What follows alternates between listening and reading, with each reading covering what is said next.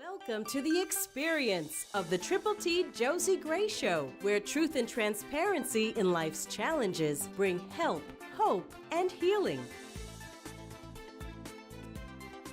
Listen now as Josie tells the truth about personal growth and spirituality, relationships, health, and finances. Tell the truth, Josie. Well, hello there. As they just introduced me, I am Josie Gray. Thank you so much for joining me today. As always, you are joining us on the Triple T Josie Gray Show. Well, let's begin. Just a few days ago, I was actually counseling someone, and they asked me some questions about how to actually forgive. But ironically, the question wasn't about forgiving others. It was about how to forgive themselves. So today's topic, we're going to actually talk about how to forgive yourself. I want to kind of reflect back on something that I'm known to do, and that's a scripture in the Bible. It comes from 2 Samuel, the 13th chapter. And there's a story about Amnon, his sister Tamar, and his brother Absalom. Here's what happened. Amnon was in love with his half-sister, whose name was Tamar. Well, Amnon, Tamar, and Absalom were all children of King David. In the story, Amnon, again, was in love with his sister, and he desired her. When Tamar came in, she cooked for him and everything. She set the food out, but Amnon wouldn't touch the food. Then he says he wanted all of his servants, remember this is a king's son, he wanted all of his servants to be put out. He wanted Tamar to actually feed him from her own hand. So Tamar comes in. She begins to feed him at his request after all the servants were gone. And he says to her, "Come lie with me." She says to him, "No, my brother." Let me back up. He says, "Come lie with me, my sister." Now, he already knew that this young lady was off limits. How many times do we embark on things where we know it's off limits, but we do it anyway? Now, on the flip side, everything is not your fault. Everything is not our fault. We end up in situations that we really don't have a lot of control over. We're going to deal with that in a little bit. So back to the story. Ultimately, Amnon takes his sister against her will. We all know what that is as adults. And before it was over, after this had taken place, this dude decides he hated her more than he ever loved her. What happens? Here's where we want to get to. He tells his servants, "Put her out," and lock the door. On the flip side, Tamar, who is actually the topic of our discussion today, the Bible talks about, the scriptures say, she lived in a place of desolation. She never got married. She lived in a place of desolation. She never forgave herself. She never bounced back from that situation. And she lived in their brother Absalom's house. Now, here's the thing. Amnon was their half-brother. Absalom and Tamar were full-blooded. So what happens is, ultimately, Absalom goes and he avenges his sister. Read the story, but that's not the point. Here's the point. How many of us have found ourselves in situations where it wasn't really our fault? We ended up in the wrong place, at the wrong time, or we had a situation where it wasn't really our choice for it to go that way, and we did everything we could so that we could offset, or shall I say, we could make it where it didn't go that way. We did everything in our power to change that situation or the potential outcome of it, but it still ended up going the total opposite. Here's the thing. It's about 3 things I want to say to you, and we're going to shut this thing down today. I want to give you 3 things we want to discuss. Number 1, I want you to consider whether you had any part whatsoever in that particular event or that circumstance that's troubling you, that you're concerned about, where you found it hard to forgive yourself. Here's the thing. I was talking to a friend of mine, actually, who is my videographer, about innocence and not being guilty. Innocence means I didn't do it. I had nothing to do with it. I wasn't even in the area. Let's just use an example of a murder case. I wasn't even there, but I don't necessarily have an alibi. And somebody said they saw someone who looked like me, who was dressed like me, who acted like me, walked like me, was about my height, my body build, etc. But I'm innocent. I wasn't even there. But yet, I'm accused of being there. That means I'm innocent.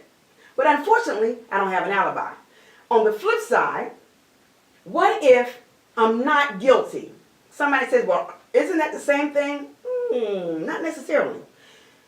Well, in talking to my friend, I began to ask questions. I said, when you're talking about someone not being guilty or, not guilty, isn't that like they did not commit the crime or act that they're accused of beyond a reasonable doubt? Which means there are things that could potentially point to them, but yet no one can say that they actually did it. But what if you're in, like I said, the wrong place at the wrong time? What if, you were innocent, you were just an innocent bystander, or you were doing the normal day-to-day activities, and you found yourself caught in a crossfire. You found yourself caught in a bad situation. You found yourself in something where you had no choice. What happens? What do you do? So here's what I want to say to you. Excuse me. Number 2, if you know you're innocent, but then on the flip side, there are some who will say, no, I'm not necessarily guilty. I had some things that I could have done differently. I want to say to you, first of all, when you're holding on to unforgiveness, whether it's against yourself or someone else, it's kind of like carrying, a dead body that's decomposing. Ultimately at some point, that body's going to start to erode. It's going to decompose. Let's just pretend like you're carrying the weight of that. You think about it day and night. You're trying to figure out how to get rid of this dead body, but you're holding on to the rope or the chain that's wrapped around that body. Somebody would say, well, it's just as easy to let it go, but come on. We all know it's not that easy. If it was, we wouldn't go through it as humans, right? That's why we're dealing with it today. So you're carrying around this dead body that's wrapped around you, and the chain is wrapped around the body, and it's connected to you. It's starting to decompose. It's starting to stink. It's starting to, it's very visible now. That's what happens when we're carrying around unforgiveness. When we're carrying around, whether again it's for someone else or for ourselves, but today we're talking about not forgiving yourself. You'll notice your countenance changes. Your joy is not like it used to be. You're not as happy as you used to be. You're not as happy-go-lucky. You're not as joyous. You're dealing with different matters and different things, different ways than you normally would. You're totally out of character. We have to recognize this is not me. I'm not being my best self. I can become better if I figure out how to let this thing go. So today we're talking about how to let it go. So if you consider that you're carrying around that decomposing body, the question is, how do I let it go? Here's what happens. You want to acknowledge that you, first of all, cannot change the past. We replay it now. I'm talking about me guilty. I promise you, I am terrible about beating myself up, trying to change the past. What if I had done this? I should have did that. Oh my God, I could have done that. But I can't change it.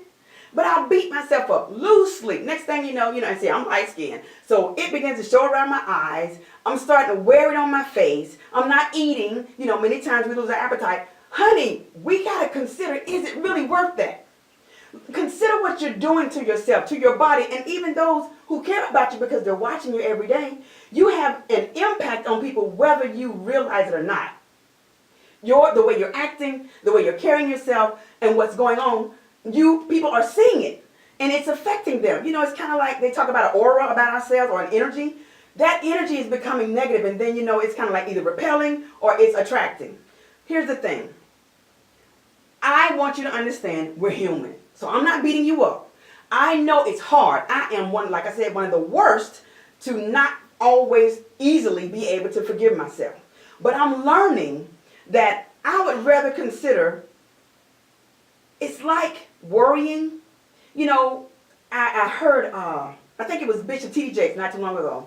He said, worrying, let me see if I can get this right. When we worry, it's like considering we have a problem that we don't already have the answer to. Now, he put it a different way. Here's the thing. Every situation, every problem that you come up against, you have the answer to.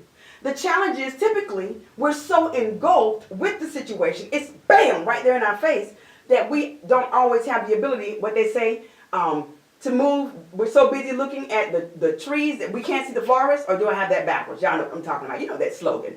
Can't see the forest for the trees, or something like that. Anyway, here's the point. Many times what's right there in front of our face is so overwhelming, we have to step out of it and try to pull back that curtain to look at the deeper side of it, the farther side of it. We have to have far sight. Look into that thing much farther than what we're looking right now. And then on the flip side, we have to also, like I was talking earlier, consider, am I really innocent, or am I just not guilty? That being said, I want you to consider, if you know you can't change that, what can you change? What can you do differently? Number one, learn from it. Number two, here's the thing, and this is the last point we're going to make today. This is number three. Set your sights on the freedom of exhaling, letting it go, thinking about how beautiful it would feel once that burden is actually gone. It's no longer on your shoulders. You're not carrying that dead weight anymore, that dead body. Then setting your focus on things that are productive, things that give you peace, things that are pleasant, things that build, things that are positive. Because it's so easy to magnify the negative when we also have a choice to look at the positive instead. Even when you've done everything you can do, and you've said everything you should say, and you've made the point of where your stand is, whether it's, that situation or not, and you realize that you did everything you could do, you have to let yourself go. Because your future, your destiny, the beauty of living again, loving again, laughing again, growing again, and becoming who you were destined to be is all connected to whether or not you can forgive yourself, whether or not you can let it go. Last thing, Oprah Winfrey, she told the story of what different situations that happened with her when she was young, in her teens, and and how she was taken for granted and taken advantage of, and how she was mishandled by men. But yet, if you look at her life, now you don't see any results of what her life looked like then versus what it looks like now. I gave you that example to make this point. Use Oprah Winfrey and so many others that you can read about and learn about. And again, everybody doesn't have that same situation, but this is just a point about forgiving yourself. To know that you don't have to stay in that place where you are. You don't have to stay in the place of blaming them or blaming yourself, unforgiving yourself, not forgiving them. You don't have to stay in that place of despondency and desolation like Tamar did in our story. So remember, you have an opportunity to change your mind. If you can change your thinking, which is changing your mind, you can change your actions. If you can change your actions, then you can change your outcome. Ultimately, if you can change your outcome, you can change your life. This is Joe. Thank you for joining us today. Remember that all of my, the way to contact me and the way to subscribe is at the bottom of the screen. Look forward to meeting with you again next week. Spread it, share it. If it's impacting you and encouraging you, let others know about it. This is Joe. We'll see you next week.